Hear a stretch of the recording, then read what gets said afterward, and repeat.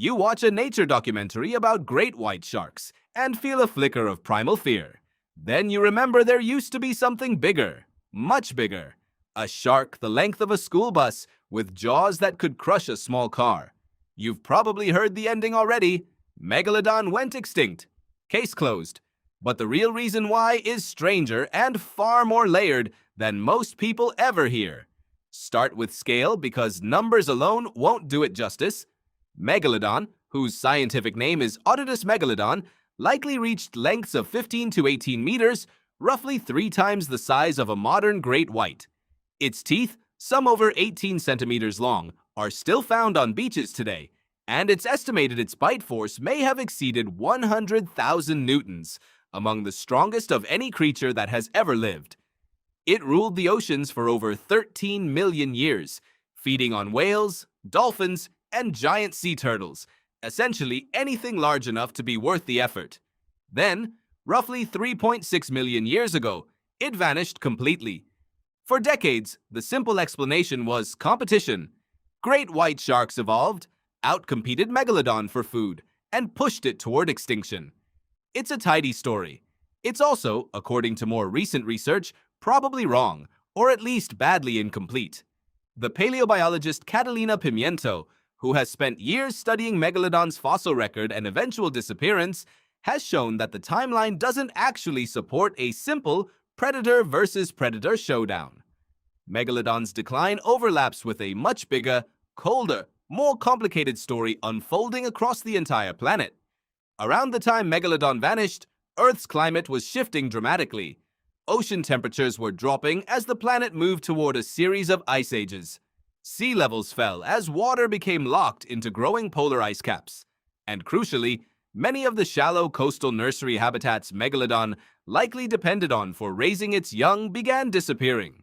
Modern great white sharks, and likely Megalodon too, use shallow warm water bays as nurseries, safer spaces for young sharks to grow before venturing into open, dangerous water. As those coastal environments shrank and cooled, Megalodon nurseries may have collapsed, cutting off the species' ability to successfully raise the next generation, even if adult megalodons themselves could still find food. At the same time, the prey base was shifting too. Many of the large, slow-moving whale species Megalodon likely specialized in hunting were themselves declining or evolving into different forms, some smaller, some faster, some migrating toward colder polar waters that a massive, warm water-adapted predator like Megalodon simply couldn't efficiently follow.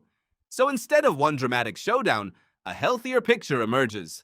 A slow, compounding collapse, shrinking nurseries, changing prey, cooling water. A body plan built for a world that was quietly disappearing beneath it. Here's the twist that should genuinely surprise you. Some researchers now argue Megalodon's massive size, the very thing that made it an apex predator for millions of years, may have become a liability once conditions changed. Enormous predators need enormous, reliable food sources. When that food became scarcer, harder to find, or simply relocated to waters Megalodon struggled to tolerate, its size turned from an advantage into a burden it couldn't easily shed. This is a pattern biologists see again and again throughout history. Specialization is powerful, right up until the environment that specialization depends on shifts. Then the very traits that made a species dominant become the traits that make it vulnerable. And here's something that should genuinely put your mind at ease, because a stubborn myth still circulates online. No, Megalodon isn't secretly alive in the deep ocean today. A predator that large, requiring that much food, leaves unmistakable evidence, and there is none. Every credible fossil, isotope study, and ecological model points the same direction. It's gone, and has been for millions of years. So the next time you watch a great white glide across a screen and feel that jolt of primal unease, remember what you're actually looking at. Not the biggest predator the ocean ever produced. A smaller, more adaptable descendant of a world that changed too fast for something built exactly right for yesterday's ocean to survive into tomorrow's. The more we learn about the past, the better we understand ourselves. If this video sparked your curiosity, don't forget to like, subscribe, and follow Phoenix Primeval for more fascinating stories from history, science, and human evolution. Thanks for watching.